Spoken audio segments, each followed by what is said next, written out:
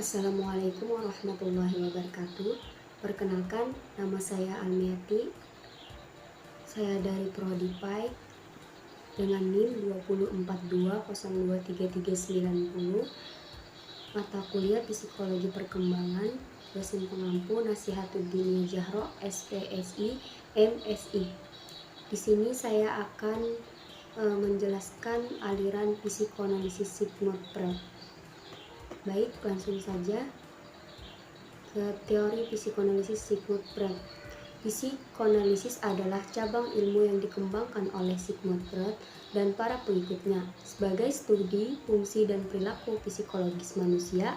Pada mulanya, istilah psikoanalisis hanya dipergunakan dalam hubungan dengan Freud saja, sehingga psikoanalisis dan psikoanalisis Freud sama artinya bila beberapa pengikut Freud di kemudian hari menyimpang dari ajaran dan menempuh jalan sendiri-sendiri. Mereka juga meninggalkan istilah psikoanalisis dan memilih suatu nama baru untuk menunjukkan ajaran mereka.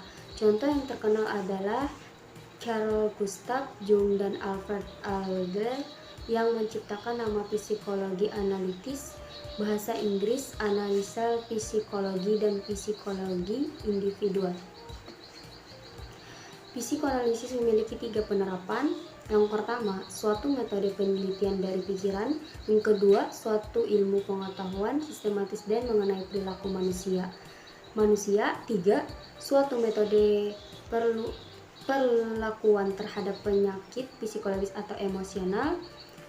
Nah, teori psikoanalisis dikembangkan oleh Sigmund Freud. Psikoanalisis dapat dipandang sebagai teknik terapi dan sebagai aliran psikologi. Sebagai aliran psikologi, psikoanalisis banyak berbicara mengenai kepribadian khusus dari segi struktur, dinamika, dan perkembangan.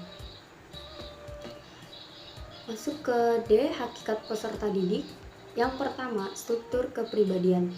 Menurut Freud, kehidupan jiwa memiliki 3 tingkat kesadaran, yaitu sadar, conscious, prasadar, conscious, dan tak sadar, unconscious. Sampai dengan tahun 1920-an, teori tentang konflik kejiwaan hanya melibatkan ketiga unsur tersebut. Yang kedua, dinamika kepribadian. Dinamika kepribadian menurut Freud adalah bagaimana energi psikis distribusi dan dipergunakan adalah das ist, das Weber is. Freud menyatakan bahwa energi yang ada pada individu berasal dari sumber yang sama, yaitu makanan yang dikonsumsi. Yang ketiga, mekanisme pertahanan ego. Menurut Freud, mekanisme pertahanan ego defensi mekanis sebagai strategi yang digunakan individu untuk mencegah kemunculan terbuka dari dorongan-dorongan das Es maupun untuk menghadapi tekanan das Über Es atas dar Is dengan tujuan kecemasan yang dialami individu dapat dikurangi atau diredakan. Masuk ke tahap-tahap perkembangan kepribadian. Menurut Freud, kepribadian individu telah terbentuk pada akhir tahun kelima, dan perkembangan selanjutnya sebagian besar hanya merupakan penghalusan struktur dasar itu.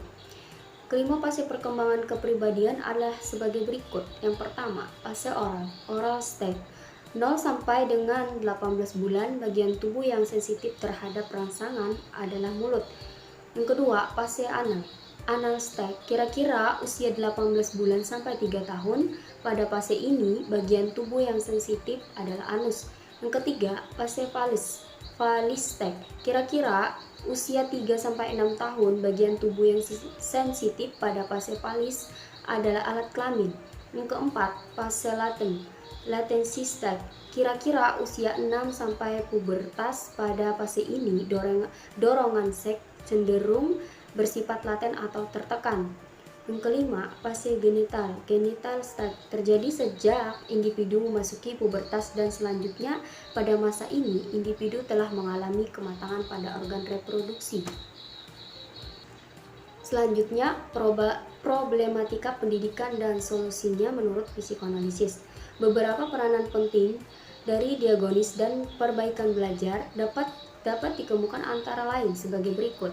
Yang pertama, diagonis dan perbaikan belajar dapat membantu murid untuk berkembang sesuai dengan kemampuannya. Keberadaan diagonis dan perbaikan belajar sangat besar artinya bagi peserta didik yang mempunyai kemampuan. Untuk teman-teman sekelas, tanpa adanya program tersebut, anak yang kurang mampu akan selamanya tertinggal dari teman-temannya. Anak yang pintar mungkin akan menyalurkan kemampuan yang berlebihan ke hal-hal yang negatif. Kedua, diagonis dan perbaikan belajar membuat guru lebih mengenal murid-muridnya. Program ini akan menyadarkan guru akan keanekaragaman muridnya. Kesadaran ini akan menolong guru untuk lebih memvariasikan kegiatan belajar mengajar yang dikelolanya sehingga setiap murid dalam kelas dapat memetik manfaatnya. Yang ketiga, akibat dari kedua hal tersebut, program diagonis dan perbaikan belajar akan sangat berperan dalam meningkatkan kepuasan guru mengajar dan kepuasan murid belajar. Murid yang belajar dengan kondisi yang memungkinkan, dia maju sesuai dengan kecepatan, akan segera memiliki suatu kemampuan karena dia dapat menguasai apa yang dipelajarinya. Nah, dari kesimpulan materi saya, di sini psikoanalisis merupakan teori yang dikembangkan oleh Sigmund Freud dalam menganalisis psikologis manusia. Menurut tingkah laku manusia justru didominasi oleh alam bawah sadar yang berisi ide, ego, dan superego. Beberapa karya besar Freud yang banyak mendapat kritik dan tanggapan dari para ahli yaitu teori mimpi dan teori tentang seksualitas.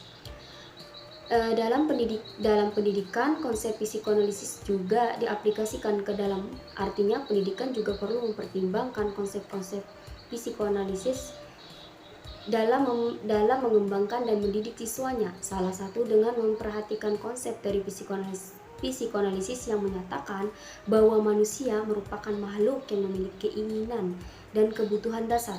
Hal lain yang diterapkan dalam proses pendidikan adalah dengan menggunakan berbagai pendekatan.